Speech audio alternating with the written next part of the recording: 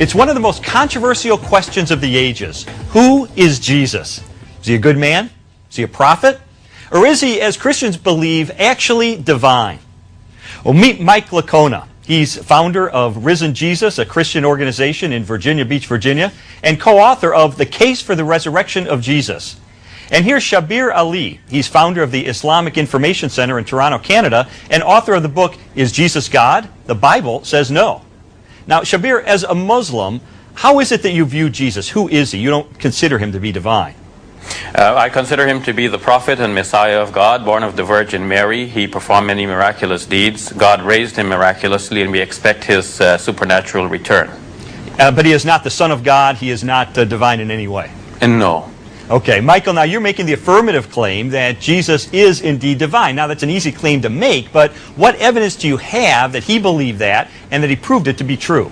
Well, Lee, scholars have established that within just a few years of Jesus' crucifixion, the early Christians were regarding him as divine, despite the fact that he had been crucified.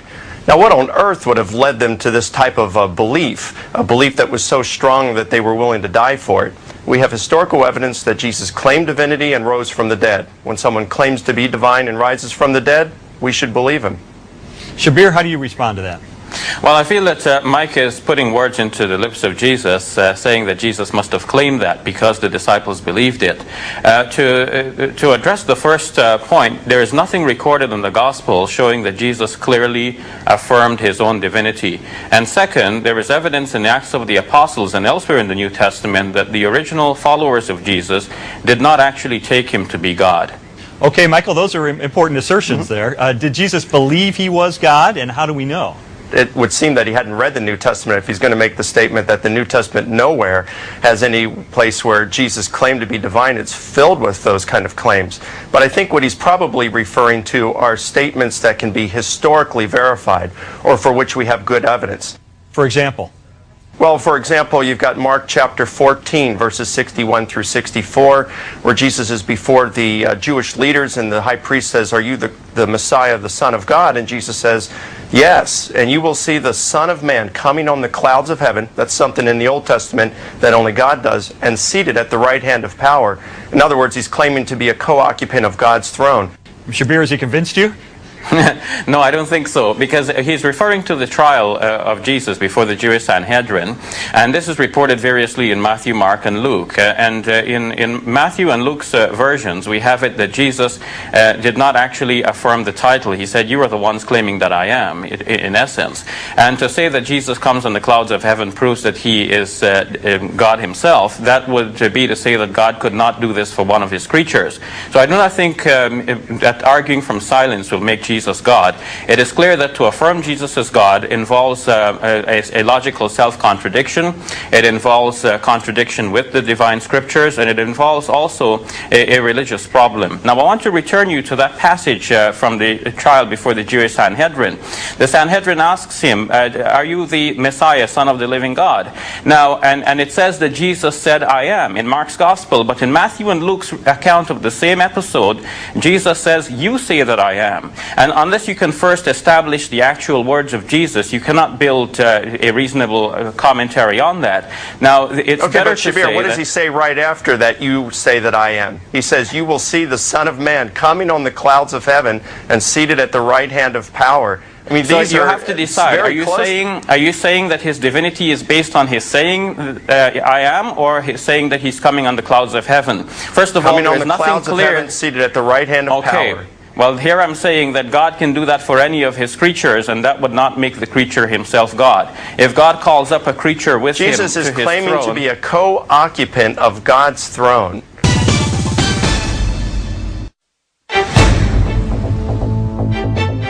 I believe Jesus is God. No, I don't believe Jesus is God. I believe there's a separate... I believe Jesus is the Son of God. I absolutely believe that Jesus is God. I don't think Jesus ever claimed to be God. I think probably he was sort of like a pop star.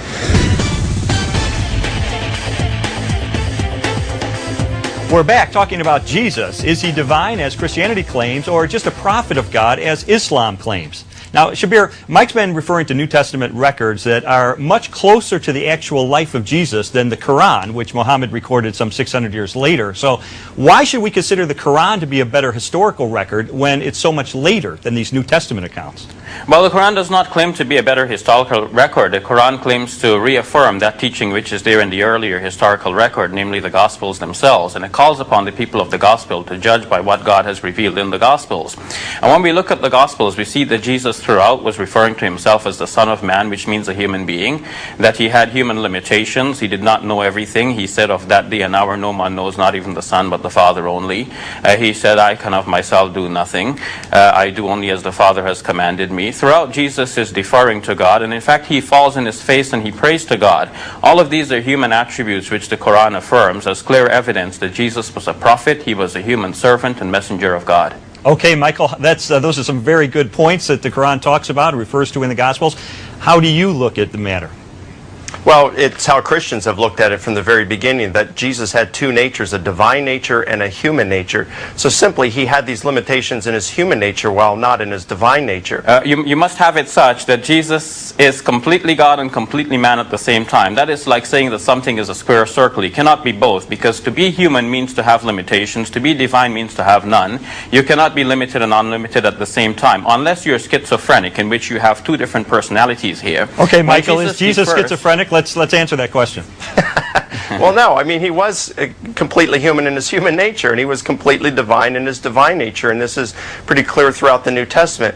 But when we come to the Quran, what we find is a Jesus that is quite different than what we find in the New Testament. It's a Jesus who comes out of the womb speaking and preaching. It's a Jesus who's part of a Trinity that includes the Father, Son, and Mary. It's a Jesus that we find in the Gnostic Gospel. I think you have misunderstood the Quran here, because the Quran does not say that Jesus is part of a Trinity that involves God, Mary, and Jesus. The Quran refutes the belief of those... Well, that might be a certain interpretation of it, but... The Quran refutes the belief of those who claim this. But what the Quran shows clearly is that Jesus cannot be part of a Trinity, because no such thing as a Trinity exists. That God is one throughout the Old Testament and into the New Testament.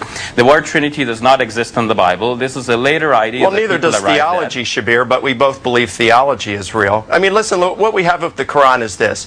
We've got a book that's written 600 years after Jesus, fifth-hand source at best.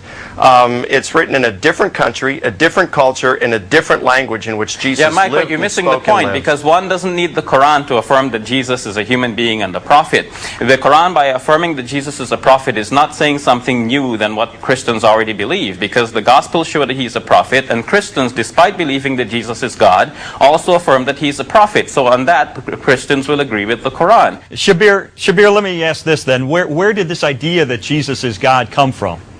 Well, the idea that Jesus is God is something that evolved over time. We can see in the pages of the New Testament itself and Acts of the Apostles that people very easily in the Greco-Roman world took people for gods. Shabir, I want to tell you, I've written a 300-page book on the evidence that convinced me as an atheist that Jesus did claim to be the Son of God, and he proved it by returning from the dead. And so my last question to you, and we just have a moment, is what would you say to Christians like me who are absolutely convinced by the evidence that the evidence supports those claims? I would say that you have to start by looking at the logical problems with claiming that Jesus is God, and then interpret the scriptures in a reasonable way that does not give rise to these logical problems. Okay. To say that he was God and man at the same time is logically self-contradictory. To say he's one of a Trinity is also to introduce another logical contradiction.